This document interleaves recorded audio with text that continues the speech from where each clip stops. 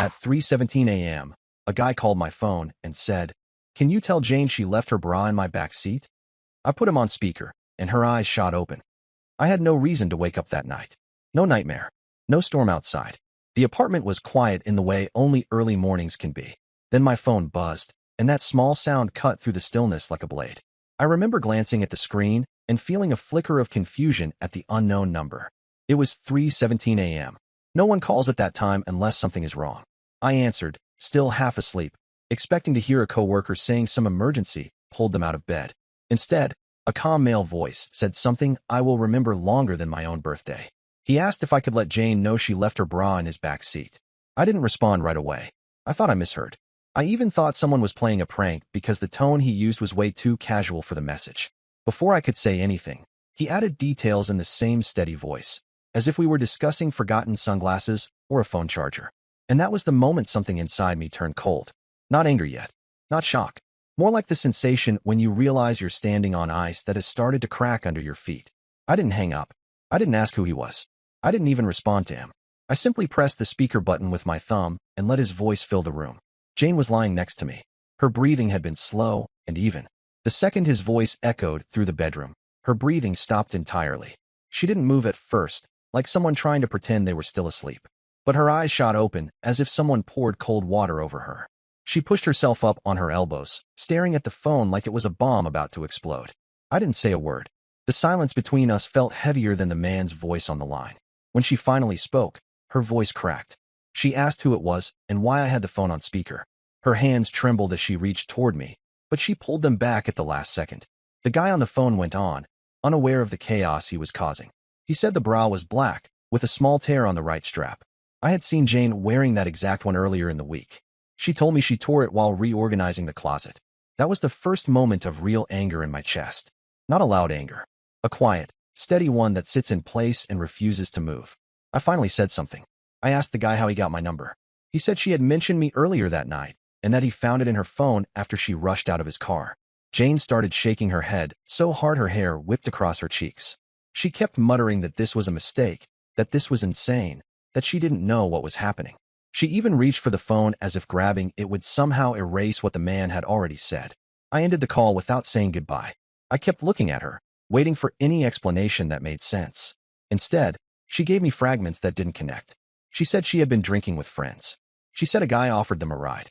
She said she fell asleep and didn't know how anything ended up where it did. Every sentence contradicted the last. I stood up and turned on the lamp. Her reaction to the light told me a lot. She squinted, looked away, tried to pull the blanket up to her chin. That hiding posture bothered me more than the phone call itself. I asked her to tell the truth. That was all I wanted. One straight sentence without hesitation. She failed before she even began. Her lips parted, then closed, then parted again. She looked at the door like she was trying to map out a way to bolt. She whispered that I was blowing things out of proportion, that I was assuming too much, that nothing happened. If nothing happened, why was her bra in a stranger's car? She didn't have an answer. She bit her lip so hard the skin around it turned white. Then she did something I didn't expect at all. Instead of continuing to deny, instead of crying or apologizing or getting defensive, she got angry. She asked why I was interrogating her at 3 a.m. She accused me of being paranoid. She said if I trusted her, I wouldn't jump to conclusions. That was the moment I felt my patience snap. Not loudly, not with shouting, but in a quiet, final way. I walked into the living room, partly to calm myself and partly because I didn't want to look at her anymore. I heard her footsteps behind me. She demanded to know where I was going. She tried to stand between me and the door like I was the one about to run away. Then something unexpected happened. She grabbed my keys off the table and told me she needed air. I reminded her it was almost 4 a.m. She said she didn't care and that she couldn't breathe in this apartment right now. I told her she wasn't taking my car. She stared at me, then threw the keys onto the floor and stormed out without shoes, slamming the door behind her. I didn't chase her. I didn't call her. I just stood in the quiet apartment, realizing the night had split my life into a before and after. She didn't return until almost 8 a.m. She walked in as if nothing had happened, hair damp from the cold, mascara smudged in a way that didn't look like sleep, but like someone had rubbed their eyes too many times. She didn't apologize. She didn't explain where she went. She went straight to the shower and stayed there long enough for the steam to fill the hallway. When she came out, she said she couldn't believe I let her leave alone, as if I had any responsibility for her decision to run out in the middle of the night. The morning felt wrong. The light coming through the windows looked too sharp. The apartment felt smaller. I watched her move around the kitchen pretending to look for coffee filters she already knew the location of. Her hands shook when she tried to pour water into the kettle. I finally sat her down at the table. I told her we were not leaving it until she told me the truth. She said she was tired. She said her head hurt. She said the guy on the phone must have been drunk or confused or trying to mess with her. She had excuses ready for every angle except the one thing she couldn't erase, the bra. When I pointed that out, she went silent for a long time. Then she gave me a version of the story so thin it almost fell apart before she finished it. She claimed she accidentally dropped her clothes while fumbling through her bag in the car. She claimed she never touched the guy. She claimed she barely remembered being in the car at all. I listened, not because I believed her, but because I knew that the truth, the full truth, wasn't in that kitchen.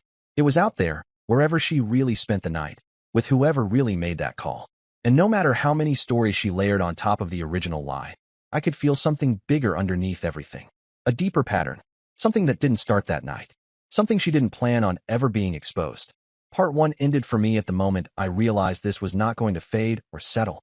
This night opened a door that wouldn't close again, and I knew the next days would reveal more than either of us was prepared for.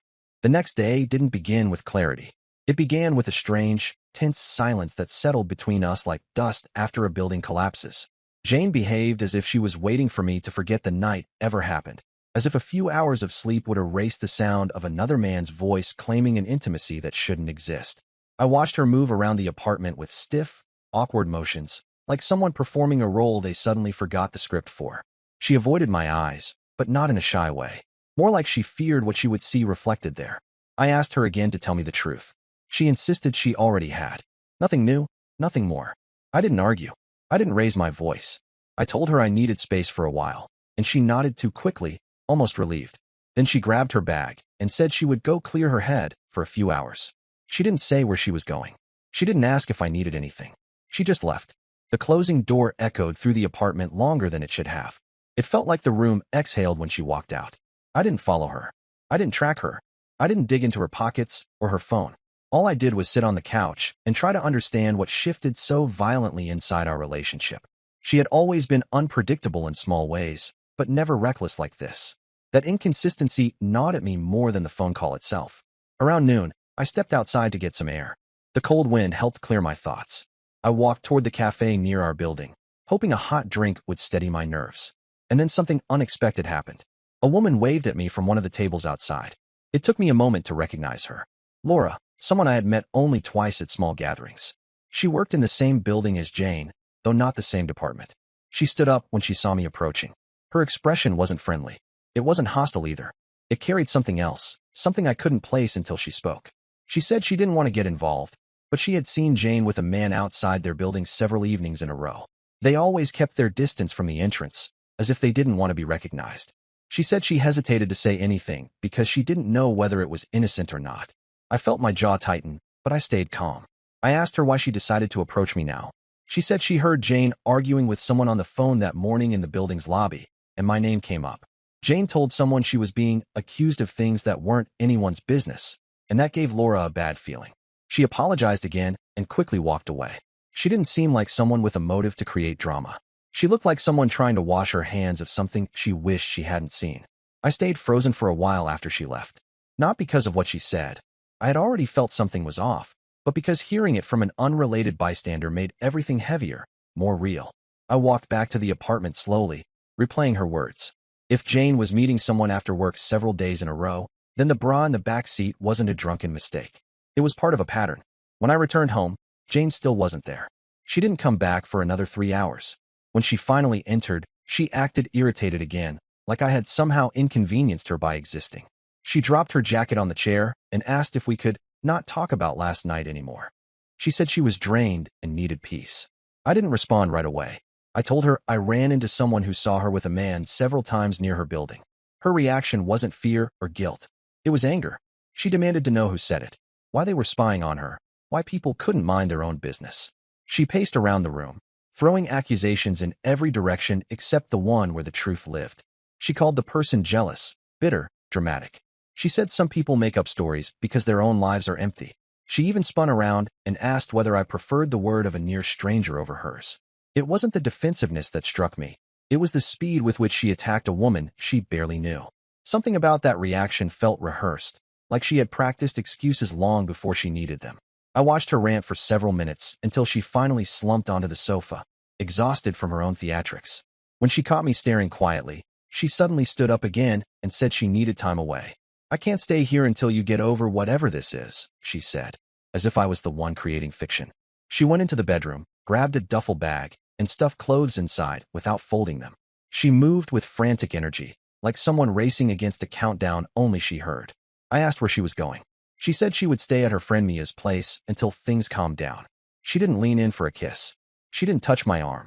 She didn't even look back after closing the door behind her. I sat alone again, but now the loneliness felt different. It wasn't the emptiness of a quiet apartment. It was the awareness that the person you believed you knew might be living a whole separate life next to yours. As the hours passed, the events of the day formed a pattern in my mind. A pattern that didn't require detective work, only attention. A late-night phone call. A bra in a stranger's car. A panic that didn't match her excuses. A morning disappearance. A mysterious man outside her building. A neighbor who saw her with someone before. A story that kept changing with every breath she took. The pieces fit too neatly to ignore. Around 8 in the evening, I heard a knock at the door. I expected Jane, but when I opened it, my neighbor Samuel stood there. He lived 3 floors above us. He didn't know much about our lives, but he had always been friendly in passing. He shifted uncomfortably before saying he didn't want to intrude. Then he said he saw Jane getting dropped off by a man in a gray sedan 2 nights earlier. Same car that had pulled into the lot after midnight. He thought nothing of it at the time. He assumed it was an Uber, until he saw her lean into the window for a moment before coming inside. He apologized, said he wouldn't have mentioned it if he thought it might cause trouble, then walked away quickly. His simple description matched too perfectly with the phone call. My chest tightened with a mixture of clarity and bitterness. This wasn't paranoia. This wasn't imagination.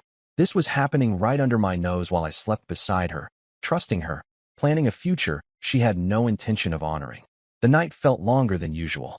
I walked around the apartment, remembering moments that once felt ordinary but now seemed riddled with gaps. The nights she came home late and blamed office delays. The weekends she suddenly needed me time.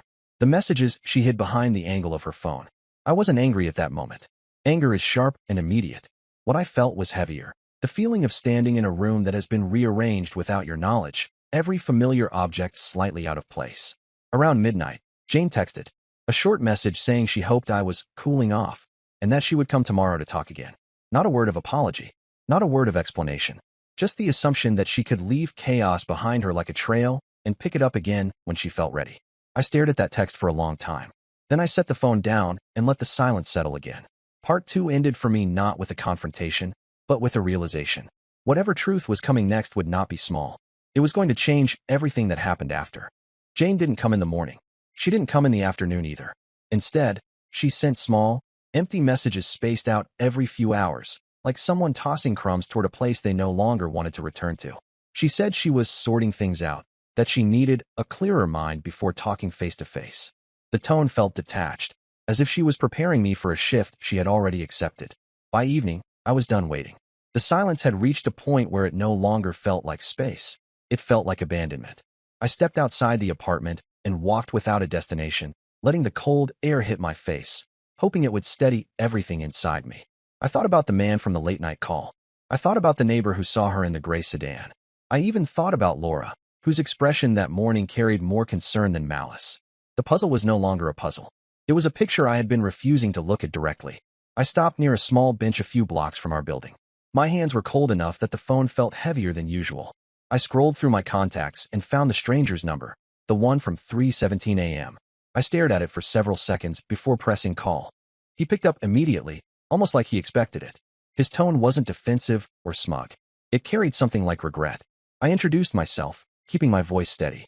He apologized right away, saying he didn't realize he had caused trouble, but he had been concerned when Jane rushed out of the car in a panic and left things behind. He said she hadn't mentioned being with anyone. I asked him if he could talk in person. There was a pause, long enough for me to prepare for him to decline. But he agreed quietly and suggested a small diner near the east side of town. I walked there with steady steps, feeling something shift inside me with every block. Not anger, not grief. It was acceptance. Sharp, cold acceptance that whatever I was about to hear would not bring relief. It would bring clarity. He was waiting inside, sitting in a booth near the window. He looked younger than his voice suggested. Calm expression, tired eyes. He introduced himself as Drew. No dramatic energy, no swagger.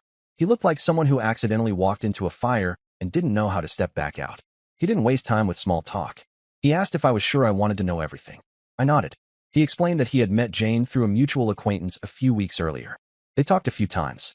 She told him she was going through a rough period in her personal life, that she felt misunderstood, pressured, overlooked. He admitted he didn't question anything because she spoke with conviction, and he had no reason to doubt her. I asked him if she mentioned me, whether she mentioned having a partner at all. He shook his head slowly. She said she was leaving a relationship that had grown cold, and she was trying to find herself again. She didn't say she still lived with the person she blamed. She didn't say she still shared a bed with me. I listened without interrupting. I could feel tension building in my chest, but it wasn't directed at Drew. It wasn't even directed at Jane anymore. It was directed at the lies themselves, the way she crafted them, the way she built a narrative that required everyone around her to be blind. I asked him what happened the night he called. He leaned back and rubbed his forehead, as if replaying it in his mind. He said Jane told him she needed to clear her head and asked for a ride home. He noticed she kept checking her phone during the drive and grew tense whenever a notification appeared. Then she suddenly asked him to pull over a few blocks from our building. She gathered her things quickly, but something slipped out of her bag without her noticing. He tried to call out to her, but she walked away with fast, erratic steps. He found the bra hours later when cleaning his car. He said he called her first, but her phone kept going to voicemail. When he finally got through, she whispered something about being busy, then hung up. He felt uncomfortable keeping something so personal, so he looked through her recent contacts and called the number that wasn't tied to a business listing. Mine. He ended his explanation with a quiet apology, though he had nothing to apologize for. I told him everything that happened after his call, her panic, her contradictions, her disappearance, the neighbor's story, Laura's warning. He listened with genuine concern, the kind that doesn't need embellishment or theatrics. Then he hesitated for a moment before revealing something that changed the entire framework of the situation. He said Jane wasn't only distant. She was secretive in a way that made him think she wasn't being honest about more than just her relationship status. She answered messages at odd hours, disappeared in the middle of conversations, and once mentioned a man named Evan in a way that didn't match how she described her past. He didn't know who Evan was. He just remembered the name because Jane said it with frustration and familiarity. Hearing that name felt like a hook catching in my chest, not because I recognized it, but because the way Drew said it made everything tilt sideways. There was another layer to this. Another person. Another secret. I asked if he thought she was seeing this Evan at the same time. Drew didn't confirm it, but he didn't deny it either. He said he wouldn't be surprised. We left the diner together. The cold air outside felt harsher than before. He told me he was cutting ties completely. He didn't want to be involved in a situation that had already caused so much crossed pain. I respected that. As we parted ways, he said something that stuck with me. Whatever you think you know about her, double it. It echoed in my mind the entire walk home. When I entered the apartment, the lights were off. The place looked untouched since morning. I sat on the couch and stared at the dark hallway leading to our bedroom. It felt like looking down a corridor of old memories about to be consumed by new truths. 10 minutes later, the front door opened. Jane walked in with a confidence that didn't match the cracks around her eyes. She tossed her bag onto the floor and said we needed to talk. She spoke first, claiming she felt attacked and misunderstood. She said people were feeding me lies and trying to ruin us. She tried to spin the story again, but her voice lacked its earlier conviction. I watched her speak and realized something important. She wasn't explaining. She was performing. Every gesture, every sigh, every glance at the ceiling felt calculated. She wasn't trying to fix things. She was trying to preserve her version of the story. I asked her who Evan was. She froze. Her hand stayed midair, fingers slightly curled, as if she forgot what they were supposed to be doing. Her eyes darted toward the window, the door, the table, everywhere except my face. She asked where I heard that name. I told her it didn't matter. What mattered was the truth. She swallowed hard and said Evan was no one. Then she said he was someone from years ago. Then she said he was a friend who misunderstood things. 3 versions in less than a minute. She realized her mistake and tried to correct herself, but the damage was already done. The hesitation was too raw, too revealing. She stepped closer, reaching out as if closeness could erase inconsistencies. I stepped back. Her expression changed instantly. She went from gentle to frustrated, from frustrated to furious, like she moved through emotions the way people swipe through apps. She started accusing me again, not of mistrust this time, but of digging into things that weren't my business. She said I had no right to question her, No right to talk to anyone she knew. No right to bring up names she hadn't given me. I didn't raise my voice. I didn't match her anger. I simply asked one question. Were you seeing him while you were seeing me? She didn't answer. That silence was louder than anything she had shouted all week. She grabbed her bag again. She said she needed to leave before she lost control. She said I was turning her into someone she didn't want to be. She walked out once more, slamming the door hard enough to shake the frame. This time, I didn't feel confused. I didn't feel abandoned. I felt clarity settling in like a final puzzle piece. I understood what Drew meant. Whatever truth I thought I uncovered, there was still more beneath it. Jane didn't come back that night. I didn't expect her to. Her pattern had become clear. Disappear when confronted, reappear when she felt she could steer the narrative again. But that last argument changed something. She realized the questions weren't going away. The lies weren't landing anymore. The distance between us had become too wide to fill with improvisation. The next morning, I woke up before the sun. The apartment felt hollow, stripped of the warmth it once held. I sat at the kitchen table, staring at the cold cup of coffee in my hands, and understood what needed to happen. There would be no more half-truths. No more dramatic exits. No more rehearsed excuses. She and I were going to talk face-to-face, but this time not alone. I sent Jane a message telling her to come by that afternoon to pick up the rest of her things. I told her someone else would be there and that it was non-negotiable. She replied 10 minutes later, demanding to know who was coming, why I was making a scene, and why I wouldn't handle this privately. I didn't answer. I didn't feed the flames. I simply told her what time to arrive. Then I called Drew. He didn't ask why. He didn't hesitate. He simply said he would show up because he deserved closure too. His voice sounded different this time, steadier, more certain. By noon, I gathered the items Jane left scattered around the apartment. Stray makeup, scattered clothes, a necklace I bought her for her birthday that she said she cherished. It lay tangled in the drawer like something discarded without thought. For the first time in days, I felt calm. The kind of calm that arrives when the worst situation finally stops shifting and settles into the shape you always suspected it had. At 3:10 p.m., a knock sounded at the door. It wasn't Jane. It was Mia, the friend she claimed to be staying with. Her expression flickered between defensive and guilty. She asked if Jane was inside. I told her Jane wasn't here yet. She stepped into the apartment anyway. She started pacing. She kept saying she didn't want to get caught in the middle of something, but she also didn't want things to escalate. Her voice trembled more than she realized. I asked her directly whether she knew about the late-night rides, the man from the call, the meetings outside the building. She opened her mouth several times, each time closing it before forming a sentence. Finally, she sank onto the edge of the couch and pressed her palms against her face. She said Jane had been struggling, that Jane felt restless, that Jane had talked to her about doubts, options, personal exploration. She tried to wrap her words in softness, but the truth seeped through the spaces between them. Jane hadn't slipped into a mistake. She had been building exits. One with me, one with Drew, one with Evan. Every person around her had become a tool to navigate her uncertainty. Before I could ask more, another knock sounded at the door. I opened it to find Drew standing there. His posture was rigid, his eyes steady. He walked in with a kind of quiet purpose, as if he had rehearsed what he wanted to say but still feared the emotional impact. He and Mia exchanged a brief glance, not recognition, but awareness that they were standing in the middle of something they didn't fully understand. And then, right on time, Jane arrived. She entered the apartment with the confidence of someone who believed she could still steer the narrative. She froze when she saw Drew. Her shoulders tensed, and her entire expression shifted in 1 second from irritation to panic. She asked what he was doing here. He looked at her with a calmness she didn't expect. He told her he came for the truth. Her breathing grew unsteady. She tried to grab her bag, pretending she only came for her things and had no interest in a conversation. But the room wasn't letting her leave. The truth had been gathering weight for days, and now it anchored her in place. I told her to sit. She refused. I didn't raise my voice. I didn't threaten. I simply said she wasn't walking out until we were done here. The firmness in my voice made her pause. She slowly sat down, arms folded, jaw tight. I started with the night of the phone call. She looked away. I brought up the neighbor who saw her getting out of the gray sedan. She blinked rapidly. I mentioned the man she met outside her building. Her foot tapped against the floor. Then I asked again who Evan was. She swallowed hard. She whispered something that wasn't an answer.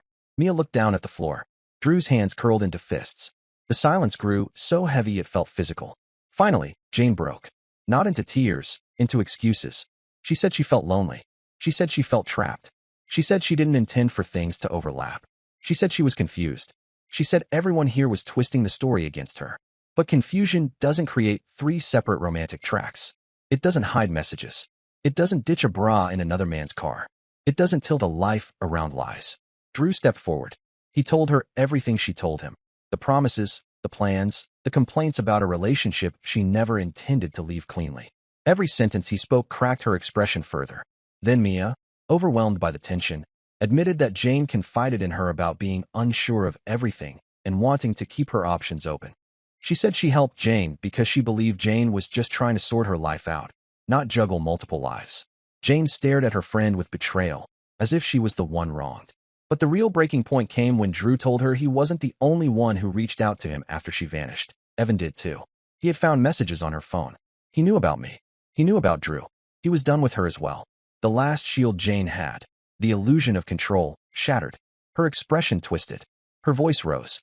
She accused all of us of destroying her chance at happiness, as if the chaos hadn't been her creation. She yelled that none of us understood her. She said we were teaming up against her. She stood up so fast the chair scraped across the floor. She grabbed her bag and headed toward the door with frantic steps, shouting that she didn't need explanations from anyone who didn't appreciate her. Before she left, she looked back at me with pure resentment, not regret. She didn't apologize. She didn't soften. She didn't even acknowledge the harm she caused. She left in the same dramatic, chaotic whirlwind she lived in. The apartment fell silent once she was gone. Mia sat down with a defeated expression, saying she hadn't understood how deep Jane's lies ran.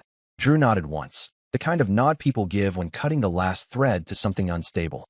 We talked briefly, acknowledging the storm we had all walked through. They left a few minutes later, leaving the apartment quiet again. But this silence felt different. Not empty, not tense, just clean. I spent the next hour gathering the rest of her belongings and setting them by the door. I didn't feel triumph. I didn't feel heartbreak. I felt clarity, steady and grounded. In the following days, the consequences unfolded naturally. Jane lost touch with Mia. Evan blocked her on every platform. Drew stepped out permanently. Her sister took her in temporarily after she admitted things fell apart. Her job, already strained by her absences, reduced her hours. Her circle grew smaller than she ever expected. As for me, I didn't chase new beginnings. I didn't rush into distractions. I slept in my own bed without tension for the first time in months. I reclaimed my apartment, my routine, my sense of peace. No dramatic rebirth. No sudden victory. Just life settling back into a shape that finally made sense. And every time I wake up at night now, I never answer unknown numbers. Not at 3:17 a.m. Not ever again. Seeing muscle each decade after the age of 30. It peaks around 30. And then unless we are intentionally trying to build it, we're losing it. 5 to 8% per year after the age of 30. And this might seem like something you can worry about later. But if we extrapolate that out, let's say from 30 to 40, you're losing 5% of your muscle mass over that decade. That could be, a quarter of a pound per year. Might not even notice that. Yeah. Like that can get really sneaky. Yeah. It's really a little amount. And then all of a sudden you're 40 years old and you're like, wait a second, my body looks completely different than it did when I was 30, but I haven't changed anything. I'm eating the same. I'm exercising the same. And what we see from the literature is that it's not necessarily chronological age that is causing a decrease in metabolism or causing us to feel different. It's that we are losing mass as we age. We are losing muscle mass, lean mass. So if we can maintain the same amount of lean mass that we could when we were at our peak in our 20s and 30s, your metabolism is so much better. You feel better. Your insulin sensitivity is better. So I really do see muscle as this is something that we all need to be prioritizing. It's never too late, but it's also never too early. Well, I love you saying that because I think we need to talk about both those. We say a lot, it's never too late, but it's never too early in a lot of these cases. When we're talking about, women coming into perimenopause or coming out of pregnancies, these are all those years kind of go together. They really do. They kind of blur. They do. How does muscle